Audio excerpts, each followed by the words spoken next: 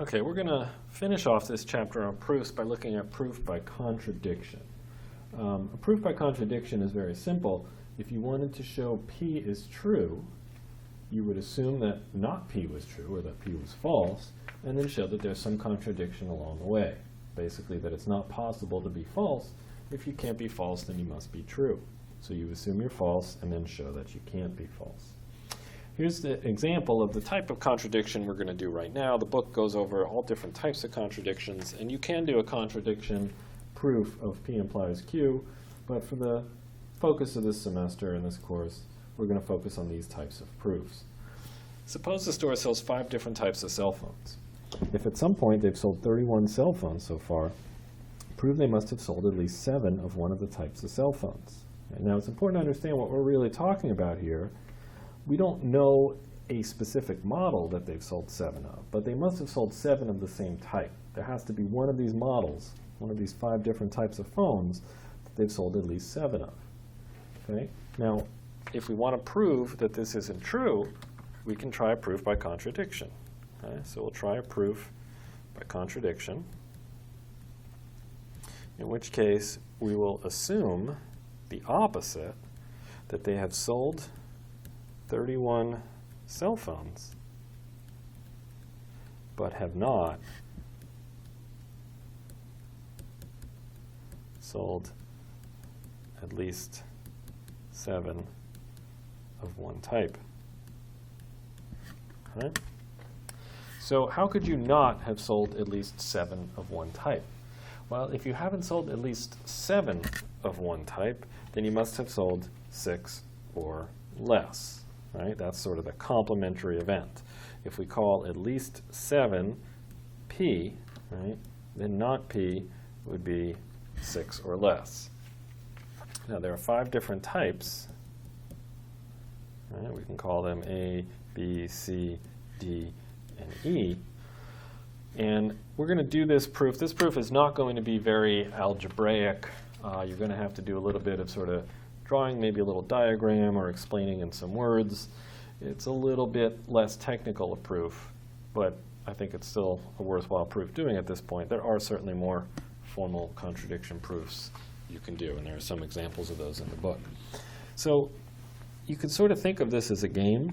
You want to try to distribute 31 cell phones in these 5 types, but you're not allowed to have at least 7 of one type. And you're going to start to see very quickly that there's a problem. So you could try to put 6 in the first one, and 6 in the second, and 6 in the third, and 6 in the fourth, and 6 in the fifth. And you could get this. You don't have to put all 6 directly in one. Maybe they sold 1 of each type, and then they sold 2 of A, and then maybe 3 of B. But the longest you could go is to put 6 of each type. So far, we haven't contradicted ourselves that we had at least 7 of each type. The problem is, if you distribute 6 into each type, you have a total of 30 cell phones. Okay?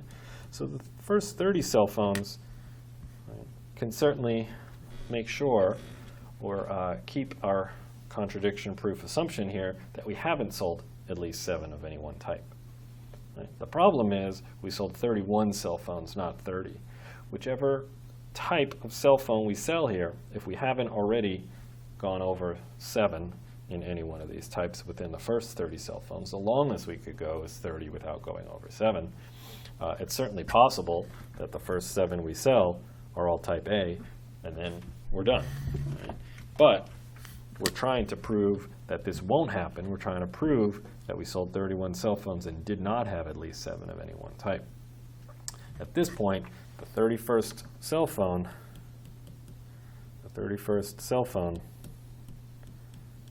must bring one of the totals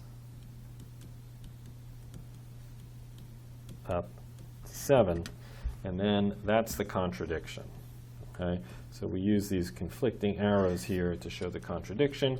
Right? We assumed that we had not sold at least 7 of any one type, but here we're saying that we must have sold 7 of one type, and there's a contradiction. Okay? So this is essentially the end of the proof here. It's not possible to have 31 phones and not have at least 7 of any one type. You can sort of think about this as a game. You try to go as far as you can without putting 7 into any one pile. But there's no way to have 31 cell phones in 5 piles and not have at least 7 in one pile. You could have all 31 in the first pile, but then we'd have the same contradiction here, or a similar contradiction, that we have at least 7 of one type. It's also important to understand we're not guaranteeing that we have 7 of type E or 7 of type D, because we cannot guarantee that. There's no way to guarantee that we sold 7 of any one particular type. But this is saying that they must have sold at least 7 of the same type or of one of the types of cell phones. Okay. So you'll see similar proofs with this. If you have 13 people, you know at least 2 have to be born in the same month and all sorts of things like this. And we'll revisit this counting principle as the pigeonhole principle later on in the course.